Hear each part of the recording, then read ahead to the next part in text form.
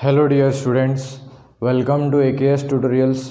तो आज के इस वीडियो लेक्चर में हम पढ़ेंगे इन्वर्स ट्रिग्नोमेट्रिक फंक्शंस। तो इन्वर्स का मतलब क्या होता है, आपको तो पता है। ट्रिग्नोमेट्रिक फंक्शन मतलब क्या, y इक्वल टू जैसे कि sin x होता है, तो ये सब क्या होते हैं trigonometric function. y equal to अगर cos x हुआ, या फिर y equal to tan x हुआ, या फिर y equal to cot x हुआ, y equal to sec x हुआ, या फिर y equal to cosec x हुआ, तो ये सब क्या होते हैं ट्रिग्नोमेट्रिक फंक्शन। तो इन्वर्स ट्रिग्नोमेट्रिक फंक्शन का मतलब हम पहले समझेंगे।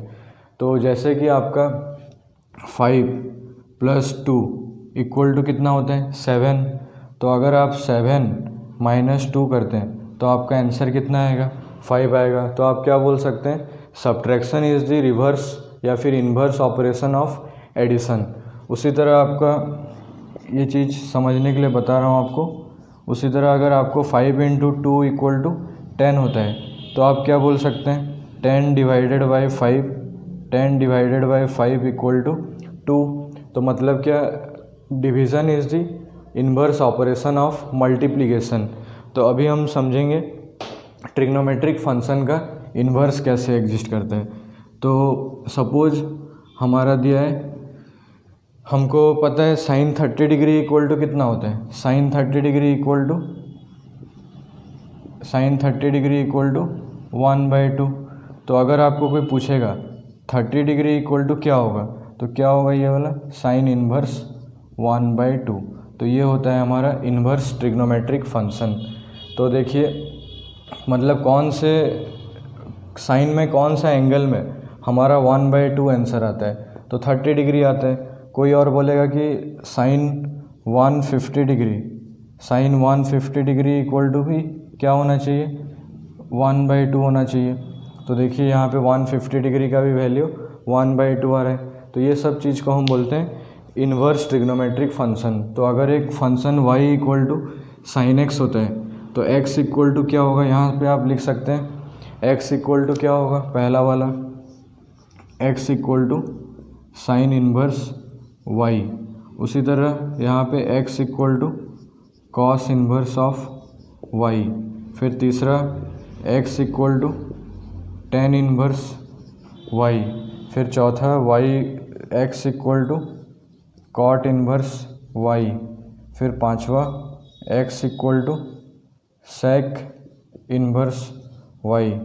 फिर sixth x equal to cosec inverse y। समझ गए ये वाला। तो ये था हमारा इन्वर्स ट्रिग्नोमेट्रिक फंक्शंस। तो अभी हम चेक करेंगे कि ट्रिग्नोमेट्रिक फंक्शन का इन्वर्स एग्जिस्ट करता है या नहीं। तो एक डायग्राम ड्रॉ करके बताता हूँ आपको। तो देखिए साइन, अभी एक एग्जांपल जो बताया था, साइन 30 डिग्री का भी वैल्यू कितना होता है 1/2 होता है। साइन 150 डिग्री का भी वैल्यू कितना होगा 1/2 होगा। तो सपोज एक फंक्शन दिया है y equal to sine x, एक फंक्शन दिया है y equal to sine x, और हमको बोला है x belongs to 30 degree, 30 degree, 150 degree and 390 degree. समझ गए। तो अभी हम इसका डायग्राम के फॉर्म में देखेंगे। तो जब अभी आप बता सकते हैं, ये सपोज हमारा सेट है x, ये हमारा सपोज सेट है x, और ये हमारा है y जो कि इक्वल टू f(x) मतलब sin x होता है। तो जब आप x के जगह में 30 डिग्री रखते हैं, तो y इक्वल टू क्या होगा sin 30 degree, which is equal to 1/2। उसके बाद जब आप 150 डिग्री रखते हैं तो कितना आएगा 1/2। जब आप 390 डिग्री रखते हैं फिर हमारा क्या आएगा, वही 1/2। आप चेक कर सकते हैं sin 150 डिग्री, तो sin 150 डिग्री इक्वल टू क्या होगा साइन ऑफ 180 - 30 डिग्री। अभी आपको पता है साइन पाई माइनस थीटा मतलब 180 - theta equal to sine theta, तो which is equal to sine theta, तो 1/2। फिर अगर आपको कोई पूछेगा साइन 390 डिग्री, तो क्या होगा साइन 360 + 30। अभी आपको पता है साइन 2π + थीटा क्या होता है, साइन थीटा होता है। तो ये भी sine 30 degree which is equal to 1/2। समझ में आया? तो साइन 30 का भी वैल्यू हमारा 1/2 निकल रहा है, साइन 150 का भी वैल्यू 1/2 आ रहा है, साइन 390 का भी वैल्यू 1/2 आ रहा है। तो जब आप इसका इन्वर्स तरफ सोचेंगे तो इन्वर्स तरफ अगर हम डायग्राम ड्रॉ करते हैं तो ये क्या हो जाएगा, यहाँ पे हमारा 1/2 लिखेंगे और यहाँ पे हम लिखेंगे क्या क्या 30 डिग्री, 150 डिग्री और 390 डिग्री। तो 1/2 का भी इमेज आ रहा है 3/30 डिग्री, इसका भी 150 डिग्री और इसका भी 390 डिग्री। ये हमारा x और ये हमारा y सपोज। तो ये एक इन्वर्स, ये एक फंक्शन होगा या नहीं? तो ये पहला बात फंक्शन ही नहीं होगा।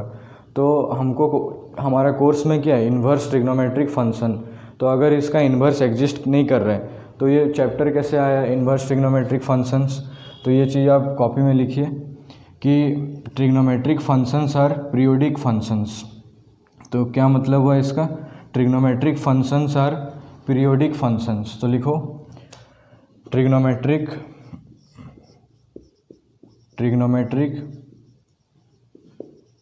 Functions are periodic function. तो पीरियोडिक फंक्शन का मतलब क्या होता है, मतलब which repeats after some regular intervals, मतलब कुछ एक इंटरवल्स के बाद साइन का, कॉस का, ये सब का वैल्यू क्या होता है, रिपीट करता है। तो जब हम इन्वर्स ट्रिग्नोमेट्रिक फंक्शन में हम जितने भी चीज़ पढ़ेंगे सब में हम डोमेन को उसमें रेस्ट्रिक्शन लाएंगे, मतलब जो हमारा डोमेन रहेगा उसमें हम कुछ रेस्ट्रिक्शन लाएंगे। तो हम अभी पढ़ेंगे principal branch and principal value. तो हेडिंग दो principal branch and principal value. तो इसका मतलब क्या हुआ, जब अगर हम 0 और 90 के केस में अगर सपोज एक एग्जांपल बता रहा हूँ, सपोज आप y इक्वल टू, ये हमारा 0 डिग्री होता है, ये π/2, ये 90, ये 180, ये 270 और ये फिर 2π 360। तो अगर आप 0 और 180 के बीच में अगर कंसिडर करेंगे सारे ट्रिग्नोमेट्रिक फंक्शन का तो सबका तो एक यूनिक इमेज आएगा। तो ये चीज़ होता है, ये चीज़ ही हम पढ़ेंगे रेस्ट्रिक्टेड डोमेन, मतलब डोमेन को हम रेस्ट्रिक्शन लाएंगे, आइदर हम फर्स्ट क्वाड्रेंट में देखेंगे या फिर फर्स्ट सेकंड क्वाड्रेंट में देखेंगे। तो देखो जब आप 0 और π/2 के बीच में देखेंगे तो सारे ट्रिग्नोमेट्रिक फंक्शंस का इमेज यूनिक आएगा। समझ गए? तो अभी आप हेडिंग दो principal branch and principal value. तो principal branch and principal value होता क्या है, तो देखेंगे अभी। Principal branch and principal value. तो प्रिंसिपल ब्रांच और प्रिंसिपल वैल्यू क्या होता है, जब आप सपोज देखेंगे साइन का, सपोज हम देखते हैं y equal to sine x. तो साइन एक्स कौन से क्वाड्रेंट में पॉजिटिव होता है, तो फर्स्ट क्वाड्रेंट में पॉजिटिव होता है और सेकंड क्वाड्रेंट में पॉजिटिव होता है। तो जब आप साइन एक्स का मतलब साइन इनवर्स एक्स का, y इक्वल टू सपोज यहाँ पे है y इक्वल टू है साइन इनवर्स ऑफ x। तो यहाँ पे देखिए फर्स्ट क्वाड्रेंट में और सेकंड क्वाड्रेंट में साइन क्या होगा, हमारा पॉजिटिव होगा, क्योंकि यहाँ पे हमारा ऑल रेशियोस आर पॉजिटिव। यहाँ पे होता है sine and cosec are positive, यहाँ होता है tan and cot are positive, यहाँ होता है cos and second are positive. तो जब आप फर्स्ट क्वाड्रेंट में देखते हैं तो यहाँ भी आपका कुछ एक वैल्यू सपोज साइन 30 डिग्री, तो साइन 30 डिग्री यहाँ पे भी आपका 1/2 आएगा। और यहाँ पे आप सपोज आप कंसिडर करते हैं साइन 150 डिग्री, तो यहाँ भी आपका कितना आएगा 1/2 आएगा। तो ये और फंक्शंस नहीं रहेगा, मतलब जब आप साइन में 0 टू फर्स्ट क्वाड्रेंट और सेकंड क्वाड्रेंट उसका डोमेन ले लेते हैं, मतलब 0 टू इधर आप सपोज आप लिखते हैं x बिलोंग्स टू 0 टू π, तो ये और एक फंक्शन ही नहीं रहेगा, क्योंकि फर्स्ट क्वाड्रेंट और सेकंड क्वाड्रेंट में साइन का वैल्यू लगभग सेम ही रहता है। जैसे कि यहाँ 150 डिग्री के लिए 1/2, यहाँ 30 डिग्री के लिए 1/2। तो इसी चीज़ को बोला जाता है प्रिंसिपल ब्रांच, मतलब ऐसा ऐसा इंटरवल जहाँ पे कि साइन का या फिर कोई भी इन्वर्स ट्रिग्नोमेट्रिक फंक्शंस का वैल्यू सेम ना आना चाहिए। तो देखिए यहाँ पे हम लिख सकते हैं 0, यहाँ पे लिख सकते हैं π/2 और यहाँ पे सपोज -π/2 लिखते हैं। 270 डिग्री मतलब क्या, 360 माइनस मतलब 0 माइनस कर देने से भी यहाँ पे -π/2 आएगा। तो अभी हम पढ़ेंगे प्रिंसिपल ब्रांच। तो साइन इनवर्स का वैसे प्रिंसिपल ब्रांच कितना होगा, हेडिंग दे दो आप, principal branch and principal value. एक टेबल ड्रॉ करके बता दे रहा हूँ। सपोज आपका है पहला y equal to sine inverse of x, तो इसका प्रिंसिपल ब्रांच कितना होगा, -π/2 से π/2 क्लोज्ड इंटरवल। मतलब इसका अगर आप फिगर ड्रॉ करेंगे तो देखिए यहाँ पे भी साइन पॉजिटिव होता है और यहाँ पे नेगेटिव आता है। अगर यहाँ पे आप सोचेंगे कि साइन कितना 30 डिग्री और यहाँ पे आप सोचेंगे साइन 330 डिग्री, यहाँ पे अगर आप साइन 30 डिग्री लेते हैं और यहाँ पे साइन 330 डिग्री लेते हैं तो ये होगा आपका -1/2 और ये होगा 1/2। तो दोनों वैल्यू अलग अलग आ रहे हैं। तो उसी तरह फिर second y equal to cos inverse of x। तो जब आप कॉस के लिए देखेंगे तो कॉस 30 डिग्री इक्वल टू हमारा होता है √3/2 and cos 330 degree equal to √3/2। तो दोनों यहाँ पे फिर सेम आ जा रहे हैं। तो देखिए यहाँ पे cos 30 डिग्री भी आपका होता है √3/2 और cos 330 डिग्री भी आपका होता है √3/2। तो क्या हम cos के लिए -π/2 से π/2 ले सकते हैं क्या, तो नहीं ले सकते हैं, क्योंकि जब आप cos के लिए -π/2 से π/2 लेते हैं तो आपका वो और फंक्शन ही नहीं रहेगा। समझ गए ये चीज़। तो cos के लिए प्रिंसिपल ब्रांचेस क्या होगा, cos के लिए होगा हमारा 0 to π। मतलब आप ऐसे भी सोच सकते हैं, ऐसे इंटरवल जहाँ पे साइन एक बार पॉजिटिव आएगा और एक बार नेगेटिव आएगा, जैसे कि यहाँ कंटिन्यूस इंटरवल, जैसे कि यहाँ पे साइन पॉजिटिव आ रहा है और यहाँ पे नेगेटिव आ रहा है। यहाँ पे पॉजिटिव आ रहा है और फर्स्ट क्वाड्रेंट में पॉजिटिव और फोर्थ क्वाड्रेंट में नेगेटिव। तो साइन के लिए हमारा होगा फर्स्ट क्वाड्रेंट और फोर्थ क्वाड्रेंट उसका ब्रांच। उसी तरह कॉस के लिए क्या होगा, फर्स्ट और फोर्थ में अगर हम देखते हैं तो दोनों में हमारा क्या आ रहा है, पॉजिटिव आ रहा है। तो कॉस के लिए क्या लेंगे, फर्स्ट क्वाड्रेंट और सेकंड क्वाड्रेंट। तो क्या लिखेंगे अभी हम, कॉस के लिए 0 to π क्लोज्ड इंटरवल। तो कॉस इन्वर्स के लिए आप लिखिए 0 to π क्लोज्ड इंटरवल। समझ गए। फिर तीसरा है y equal to tan inverse of x। तो y equal to tan inverse x के लिए क्या होता है, -π/2 से π/2 ओपन इंटरवल। समझ गए। tan इन्वर्स के लिए होता है -π/2 से π/2 ओपन इंटरवल। उसी तरह फिर y इक्वल टू अगर आपका है चौथा है y equal to cot inverse of x। तो इसके लिए क्या होगा, y इक्वल टू अगर cot इन्वर्स x होता है तो इसके लिए क्या होगा हमारा, ये वाला मतलब 0 to π। तो आप इसको कैसे सोच सकते हैं, tan इक्वल टू हमारा क्या होता है, साइन बाय कॉस। तो साइन का जो रहेगा tan में वही लिख देना है, सिर्फ हम ओपन इंटरवल लगाएंगे। फिर कॉट के लिए कॉस बाय साइन होता है तो ये लिख देंगे, ओपन इंटरवल लगाएंगे। तो यहाँ ओपन इंटरवल क्यों लगा रहे हैं हम आगे इसको मैं बताऊँगा जब डोमेन यहाँ पे लिखूँगा। फिर फिफ्थ नंबर होता है y equal to suppose sec inverse x। तो सेक इन्वर्स x किसका अपोजिट होता है, कॉस का अपोजिट होता है। तो सेक में हमारा क्या आएगा, 0 to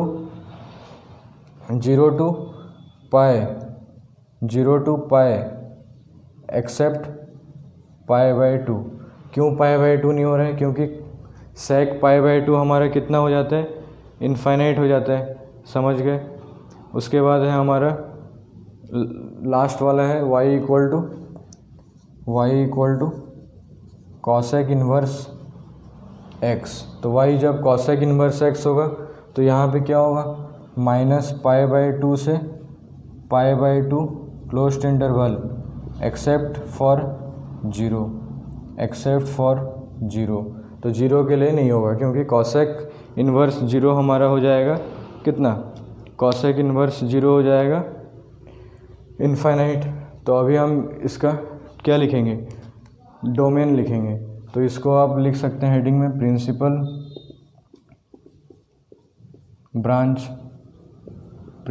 ब्रांच। अभी हम इधर लिखेंगे डोमेन। तो साइन का आप डोमेन मैक्सिमम वैल्यू कितना होता है, मिनिमम वैल्यू।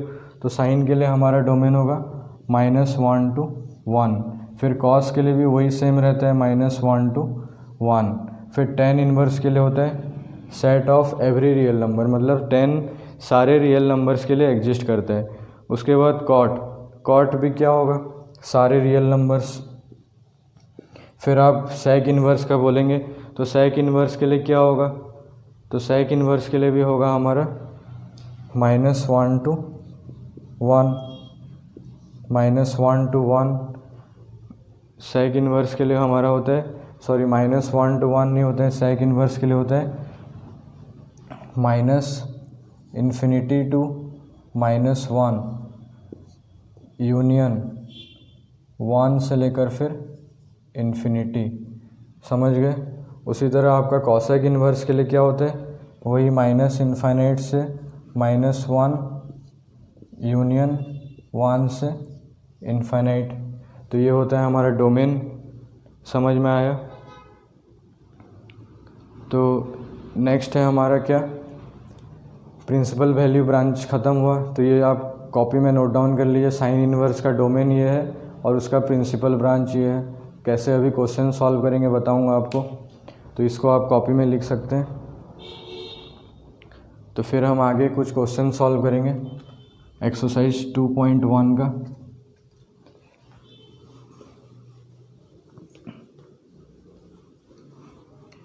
और एक चीज़, कोई किताब में साइन इन्वर्स एक्स को आर्क साइन एक्स भी लिखा जाता है। और एक चीज़ बता दे रहा हूँ, आप लिख लीजिए कॉपी में। जैसे कि आप ट्रिग्नोमेट्रिक फंक्शन में पढ़ें, अगर y = साइन एक्स का स्क्वायर होता है तो इसको आप साइन स्क्वायर एक्स भी लिख सकते हैं। पर यहाँ पे y = अगर साइन इन्वर्स x है तो इसका मतलब ये नहीं है कि 1/sin x। समझ गए, मतलब sine inverse x is not equal to 1/sin x। समझ में आया ये चीज़। तो ये चीज़ हमारा इन्वर्स ट्रिग्नोमेट्रिक फंक्शन में नहीं होता है। जैसे ट्रिग्नोमेट्रिक में y = अगर साइन x का होल स्क्वायर है तो y = साइन स्क्वायर x हम लिख सकते हैं। पर यहाँ पे हम अगर साइन इन्वर्स x है which is not equal to 1/sin x। और एक चीज़, y = साइन इन्वर्स x को कोई किताब में लिखा जाता है आर्क साइन x। तो जब भी आपको सामने वर्ड रहेगा आर्क साइन x या फिर आर्क कॉस x, तो इसका मतलब आप समझ सकते हैं साइन इन्वर्स x। उसी तरह कॉस इन्वर्स x। समझ में आया। अभी हम चलिए कुछ क्वेश्चन सॉल्व करते हैं एनसीईआरटी का एग्जाम्पल नंबर 1। तो एनसीईआरटी का एग्जाम्पल नंबर आपको 1 दिया है। Find the principal value of y = find the principal value branch of sine inverse 1/√2। तो जब भी आपको कोई क्वेश्चन दिया रहेगा एग्जाम्पल 1 प्रिंसिपल वैल्यू निकालने के लिए, तो यहाँ पे हमको दिया है साइन इन्वर्स 1/√2। तो आप उसको क्या करेंगे, y के साथ इक्वेट कर दीजिए। तो साइन इन्वर्स 1/√2 = y। तो यहाँ से आप बता सकते हैं 1/√2 क्या हो जाएगा, साइन y। अभी आपको पता है साइन का कौन से वैल्यू में, कौन से एंगल में 1/√2 होता है। तो यस, साइन π/4 45 डिग्री। तो 1/√2 = साइन π/4। तो जब आप इस तरफ लाएंगे साइन को तो क्या हो जाएगा, साइन इन्वर्स 1/√2 = π/4। समझ गए। अभी हमको पता है साइन का हमारा प्रिंसिपल ब्रांच कितना होता है, -π/2 से π/2 क्लोज्ड इंटरवल। तो देखिए ये इंटरवल के बीच में π/4 हमारा एग्जिस्ट कर रहा है या नहीं, तो यस एग्जिस्ट कर रहा है। Therefore principal value equal to π/4। समझ गए ये वाला क्वेश्चन। सेकेंड एग्जांपल है हमारा कॉट इनवर्स -1/√3। तो सेकेंड हम करते हैं एग्जांपल नंबर 2 कॉट इनवर्स -1/√3। तो वही प्रोसेस क्या है, सबसे पहले हम उसको y के साथ इक्वेट करेंगे। तो cot inverse -1/√3 equal to y। यहाँ भी हमको प्रिंसिपल वैल्यू निकालना है। तो आप बता सकते हैं -1/√3 इक्वल टू कॉट y। अभी कॉट का कौन से डिग्री में 1/√3 आता है, तो कॉट कितना में हमारा 1/√3 आता है, तो यस π/3 में आता है शायद। तो हाँ π/3 में ही आता है। तो आप ऐसे लिख सकते हैं -1/√3 इक्वल टू माइनस कॉट π/3। अभी एक बार हम देखेंगे कॉट का हमारा क्या होता है प्रिंसिपल ब्रांच। तो कॉट इक्वल टू cos/sin। तो इसका क्या होना चाहिए 0 to π क्लोज्ड इंटरवल। तो 0 to π, तो ये इंटरवल में माइनस वाला वैल्यू तो नहीं आ रहा है, तो अभी क्या करेंगे चेंज करेंगे।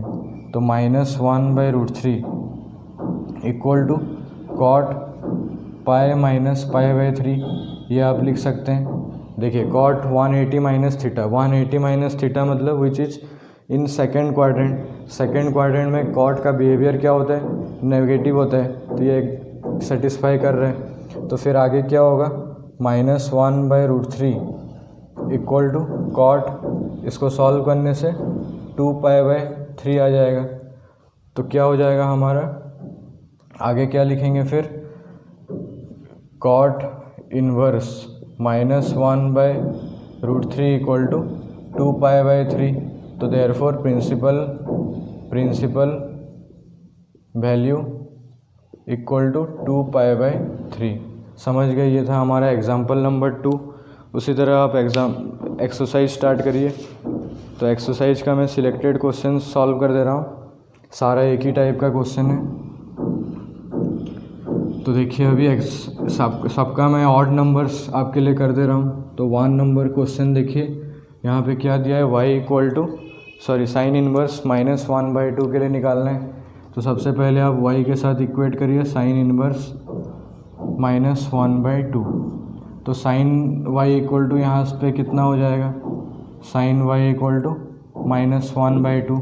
साइन में कौन से डिग्री में हाफ होता है, तो यस 30 डिग्री। तो sine -π/6 equal to -1/2 implies -π/6 equal to sine inverse of -1/2। तो ये हो गया उसका principal branch of sine inverse -1/2 equal to -π/6। उसी तरह नंबर 3, तो नंबर 3 में दिया है कॉसेक इनवर्स 2। तो सबसे पहले इसको हम y के साथ इक्वेट करेंगे। तो इक्वेट करो cosec inverse y equal to cosec inverse 2। तो फिर क्या हो जाएगा कॉसेक y इक्वल टू 2। तो कॉसेक में कौन से डिग्री में 2 होता है, तो cosec y equal to cosec π/6। तो इससे क्या मिलेगा आपको, कॉसेक y इक्वल टू 2 हो गया। तो क्या लिखोगे अभी cosec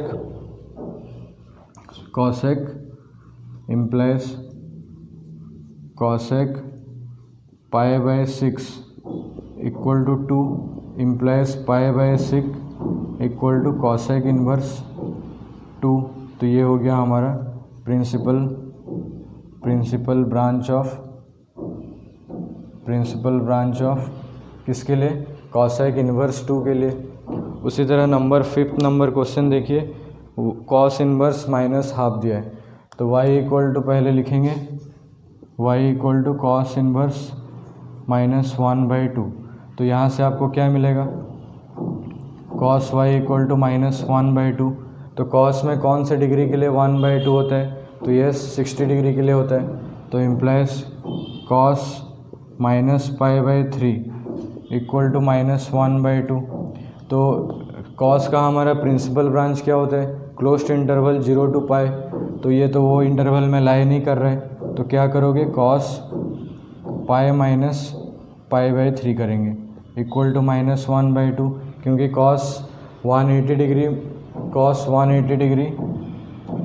cos 180 degree minus theta equal to minus cos theta. तो फिर आगे क्या हो जाएगा, cos 2π/3 इक्वल टू -1/2 और 2π/3 equal to cos inverse of -1/2, मतलब principal value of cos inverse -1/2 equal to 2/3। तो ये था हमारा 5th नंबर क्वेश्चन। अभी हम सॉल्व करेंगे 7 में दिया है हमारा, देखिए sec इनवर्स 2/√3। तो लिखो क्वेश्चन y इक्वल टू, सबसे पहले y equal to sec inverse 2/√3। तो sec किसका रेसिप्रोकल है, cos का रेसिप्रोकल है। cos में कौन से जगह में √3/2 आता है, तो π/6 30 डिग्री में आता है। तो क्या करोगे sec, तो ये हो जाएगा sec y इक्वल टू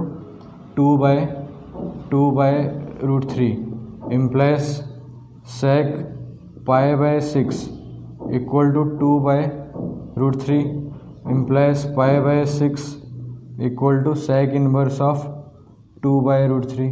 तो ये हमारा मिल गया principal branch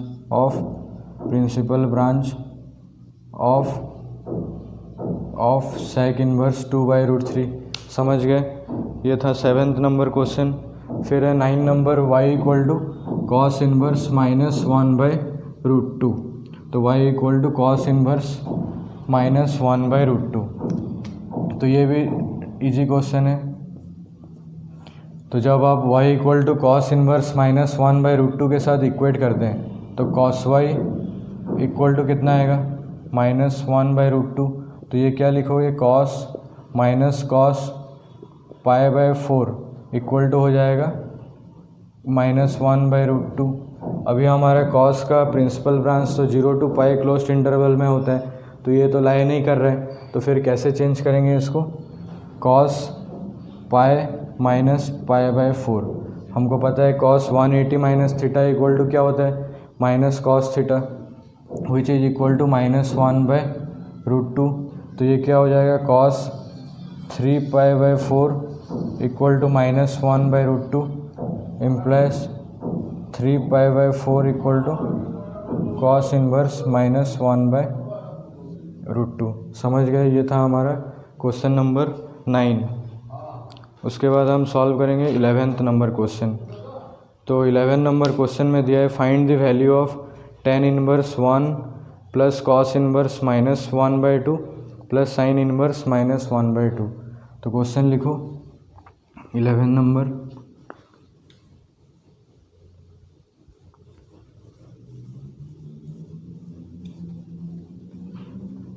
find the value of tan inverse 1 plus cos inverse -1/2 plus sin inverse -1/2। तो हम क्या करेंगे, इसको सपोज हम x के साथ इक्वेट करते हैं, तो x equal to tan inverse 1, तो हमारा tan x इक्वल टू 1 हो जाएगा। तो tan कितना में 1 होता है, tan π/4 equal to 1 implies π/4 equal to tan inverse 1। तो ये था हमारा पहले के लिए।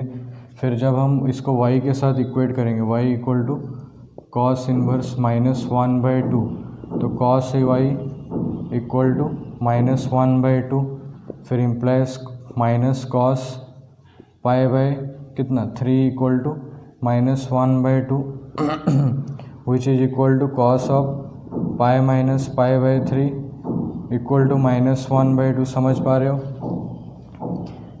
ऐसे टाइप का कर चुके हैं, तो डायरेक्टली मैं कर दे रहा हूँ प्रोसेस।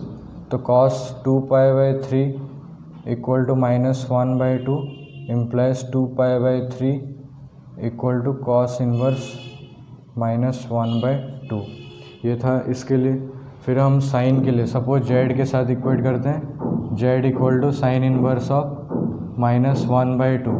तो sine z equal to -1/2 sine -π/4 equal to -1/2 implies -π/4 equal to sine inverse of -½ तो तीनों के लिए वैल्यू मिल गया।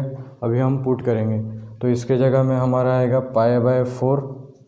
π/4 प्लस 2π/3 माइनस π/4 तो इसका एलसीएम कितना हो जाएगा 12 आ जाएगा। तो इंटू 3 मतलब 3π प्लस इंटू 4 मतलब 8π, फिर यहाँ इंटू 3 मतलब -3π, तो ये कैंसिल हो जाएगा। या फिर आप डायरेक्टली यहाँ से कैंसिल करके आपका आंसर 2π/3 आएगा। समझ गए? ये वाला क्वेश्चन नंबर 11 था। फिर नेक्स्ट है क्वेश्चन नंबर 13। तो क्वेश्चन नंबर 13 एक बार देखिए, यहाँ दिया है y equal to sine inverse x और पूछा है कि कौन सा मतलब आंसर राइट होगा। तो जब y equal to sine inverse x होता है तो y इक्वल टू जब हमारा साइन इनवर्स x होता है तो क्या होता है, x बिलोंग्स टू -π/2 से π/2 क्लोज्ड इंटरवल, मतलब इसको हम क्या लिखेंगे -π/2 less than equal to x less than equal to π/2। तो ये हमारा कौन सा ऑप्शन है, बी। तो ये था हमारा एक्सरसाइज 2.1 और उसका कुछ क्वेश्चन, सारे क्वेश्चंस आप इवन नंबर्स खुद से सॉल्व करिए। Thank you.